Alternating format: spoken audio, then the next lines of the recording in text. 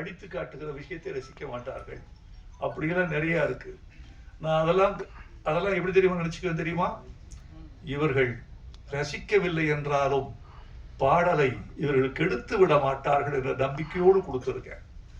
ஆனால் என்னிடம் வாங்கிய பாட்டை இந்த ட்ரெய்லர் பார்த்தேன், தீ பிடிக்கிற ட்ரெய்லர், ரொம்ப பிரமாதமா இருக்கு. எழுதியிருக்கேன்ல, நதியில் குளித்தது போதும், இனிமேல் குருதியில் குளித்து வா வா, பொடிநடை போட்டது போதும், இனிமேல் புலிநடை போட்டு வா வா, ஆதித்தமிழின் அடையாளமேவா, ஆதிக்கம் அழிக்கும் படையாளமேவா, ஆரவனை உன் இடுப்பில் கட்டு, 1000 யானையை கால்களில் கட்டு.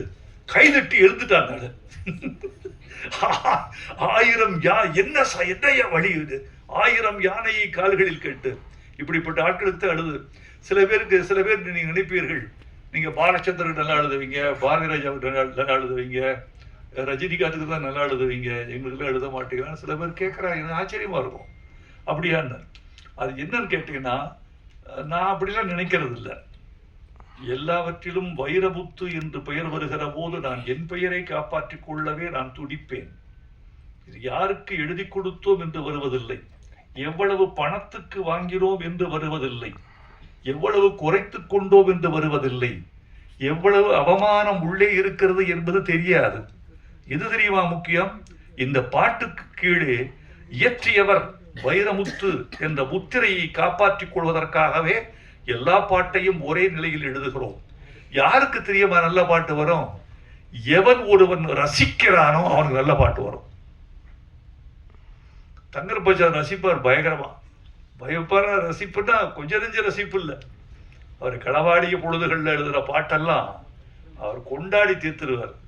இவர்களெல்லாம் வெற்றி பெற வேண்டும் என்று நினைக்கிறேன். இதுல இந்த மாதிரி பாடல்கள் நிறைய இருக்கு. எரிமலை பொடிபட, எதிரிகள் அடிபட, கோழைகள் வழிபட, ஏழைகள் வழிவிட, எழுந்த மாவீரன் நீயேதான். இந்த பாட்டு வரிகள்லாம் பார்த்துட்டு தமிழில் இது அராக அடிகள்னு பேரு. இந்த தனனன தனனன தனனன தனனன தனனன தனனன தனனன, இது அராக அடிகள்னு பேரு தமிழ்ல.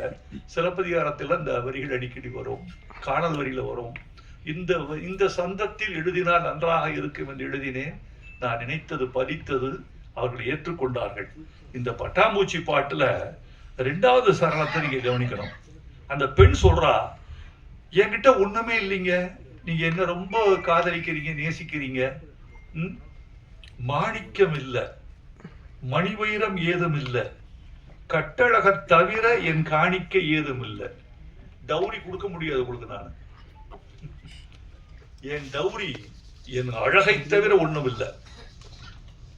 அதை விட பெருசு, அழகை விட ஒரு பெண் ஒரு ஆணுக்கு, ஒரு குடும்பத்துக்கு தரக்கூடிய உயர்ந்தபட்ச பரிசு என்ன தெரியுமா தோழர்களே? வைரமுத்து படையாண்ட மாவீரா படத்தில் வெளியீட்டு விழாவில் இப்படி சொன்னான் என்று சொல்லுங்கள், எங்கள் தாய்க்குலம் புலாங்கிதமடையும். நான் சொல்றேன், நான் உனக்கு தருவதற்கு ஒன்று வைத்திருக்கிறேன். பொன்னல்ல, பொருள் அல்ல, மாணிக்கம் அல்ல, வைரம் அல்ல, பிக்ஸ்ட் டெபாசிட் அல்ல, நிலம் அல்ல.